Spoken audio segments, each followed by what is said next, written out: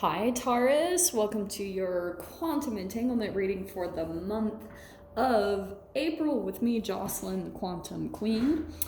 So, some of you guys know how this goes. We are going to do the astrology spread and dive into each area of your life. This is for Taurus, Sun, Moon, or Rising. Keep in mind that these are general readings, and if you guys would like to book a one-on-one reading with me, you can find my information down below in the description box. And just wanted to say thank you for liking, subscribing, and thank you for all the good karma donations. All right, Taurus. For the month of April, I actually love this. So we've got the mentor card. Some of you guys could be a mentor, or you're going to a mentor. It's going to be very different. Like you're actually getting some type of coaching advice, or there's something very pertinent, like you're going to someone else for some type of guidance, or I don't know. I'm just trying to grab one more card. Let me clarify that one last. Oh, well, interesting. So we've got the Lovers.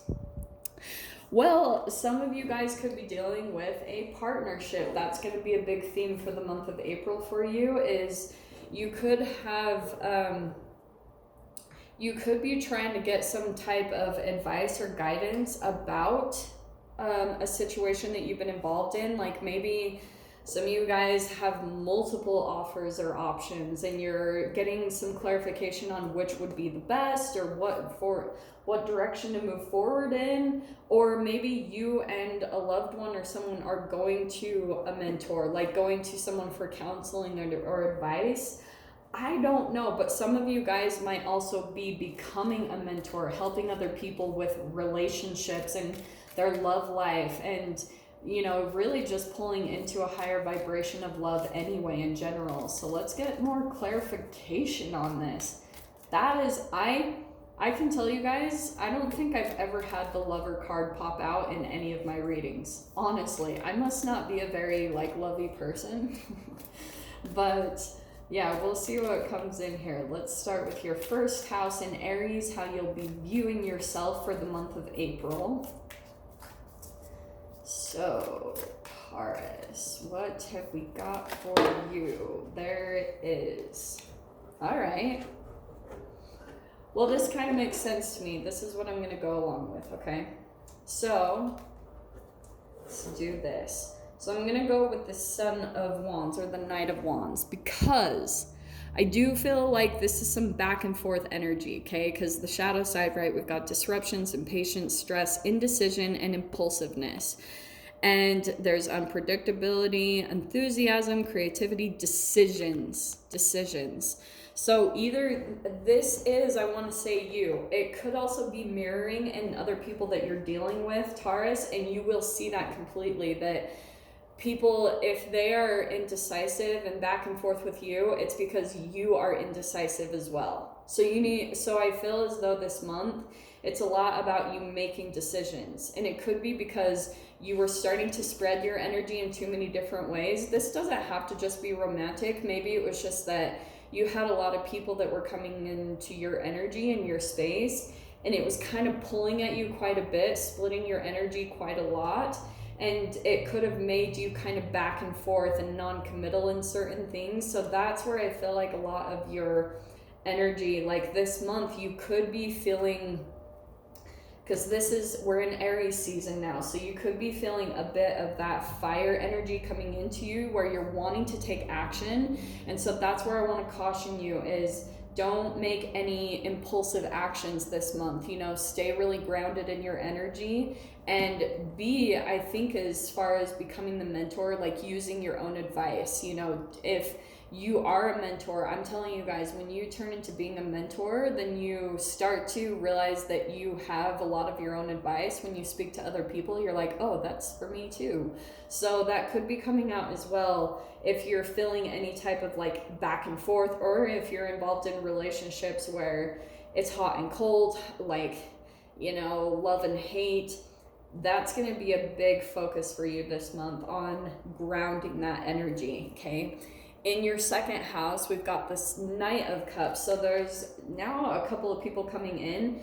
This is with your money. So there could be someone that you're dealing with your money. Maybe someone, and to be honest with you, this is going to be two sides of the coin.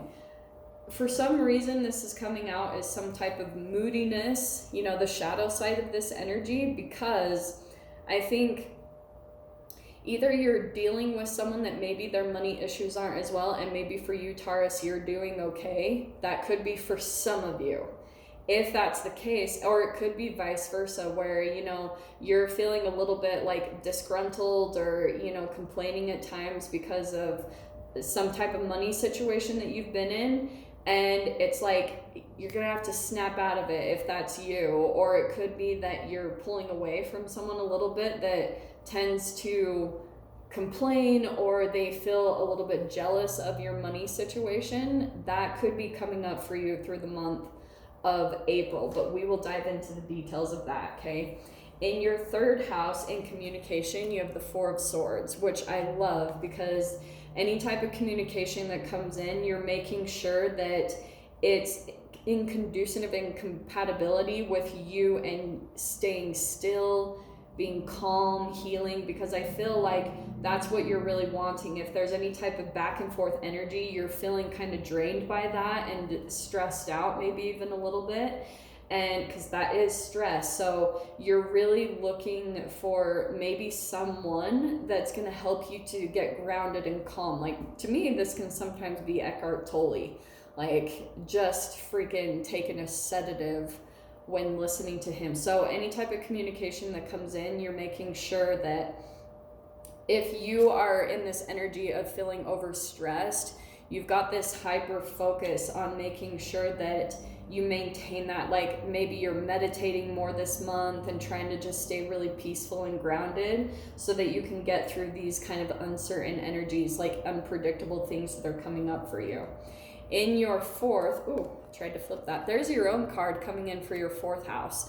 So this is your home, your family, and so this could be about this is tradition. So it's kind of like in your home, this is such a Taurus card anyway, to be in the home. You have like these certain ways of doing things, and to be honest, I feel like maybe someone came into your home or is about to, and they're very unconventional. They don't do things the way that you do, and it's throwing you off balance a little bit. Like, that could be someone else's energy that's coming into your space. It's someone that you have a lot of love for. Like I said, it doesn't have to be romantic, but you're having a little bit of hard time adjusting to their energy and the way that they do things. It kind of throws you off balance. And so a part of your lesson is learning how to continue to do what's best for yourself, but not letting anyone's energy come in and influence you. You know, staying really grounded in your own boundaries and what's good for you is going to help you to stay really stable and like keep to your traditions. But at the same time, Taurus, there could be someone coming in and you like maybe aren't the best at conforming around other people. You like, and I'm not saying this is for all of you, and this is a generalization, of course, but Taurus can be very set in their ways, like sometimes stubborn. So it could be that you have someone coming in that's energetically trying to help, like, yeah, and not saying you have to do what they say, but energetically there could be a part of you in your own shadow that's wanting change. Like, maybe even the cells of your body are communicating and saying, we want to do this thing different, but you're feeling a little bit like it's hard to do that because of outside influences. And so you could have another person that's coming in and showing you like that part of yourself, that mirroring. Maybe even they're trying to mentor you how to do that, but I feel like you're having a little bit of a hard time grasping their unconventional way of thinking, that it's so different for you to grasp onto. But we'll dive into that further, okay? In the fifth house, you have the Eight of Swords. So there's something here. This is self-inflicted entrapment, and it's because you could be feeling that you're kind of blocked when it comes to your creativity and being able to continue on with hobbies or sports or things like that. You might be feeling a bit stuck, but this is in your mind. I know everyone's gonna freak out and be like, no, we're not allowed to do this. No, create freedom in your mind. Like, look at Nelson Mandela, you know, that's what I want to tell people all the time. It's like, when you feel restricted, there's still other ways that you can energetically just imagine freedom and create freedom in your space. So that's why a lot across the board with the reads, I've been telling people, if you're feeling stuck here, to be able to creatively express yourself like you normally do, what brings you joy, find a way to create the freedom in that, or use what you have just to do what you can, because the cool thing is there's a new start coming in here, okay? We'll get into that one. So in your 6th house, we have the King of Swords. This has been such a popular card for this position. It's usually been like the Queen of Swords, but the King of Swords is pretty similar. It can be a mentor. Maybe you guys are going to someone professional for advice on diet and health, cutting things out of your diet and increasing your health, increasing your immunity. That's going to be a really big focus for this month, because there's going to be a transformation that takes place. So you might be becoming more disciplined in that area throughout this next month, like really learning how to be stern with yourself, you know, like taming the own beast inside of you, where you're being a little bit more open to trying new things, but it's almost like you're needing to hear it from someone specific and hear their success story, or you kind of need like proof in a way. I don't know why that's popping out to me, but you're needing some type of proof of someone's transformation. In your 7th house, we have the Temperance card. So yes, Taurus, for you this month, your main focus is calm. Partnerships, this is partnership in marriage, and you only will allow partnerships into your life that are really calm and balanced. Like, you're not really wanting to deal with any drama or high emotions. Like, you're realizing you have to stay really calm during all this uncertainty, that you're the one that has to be the solid foundation and the structure as things shift around you. Like, you have to become that in yourself. So the thing that helps you a lot is your self-care practices, your spiritual practices, whatever brings you peace of mind. That's where your focus needs to continue to be for the month of April, okay? You've got the Empress card coming out for your 8th house. And so this is about...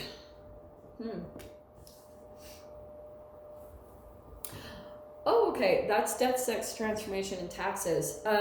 You guys might be getting a tax return, and it allows you the ability to focus more on self-nurturing on starting a new project. Some of you guys might actually be pregnant and, you know, giving birth. That's possible. But there's something here about you're receiving some type of abundance that's going to provide the opportunity for you to work more on the things that you want, to take care of yourself more, like with your health, whatever. There's some type of like income or something unexpected that's going to come in to help assist you in reaching that goal and accomplishing that thing, or beginning this new project that you really want to do. But we'll dive into that further as well.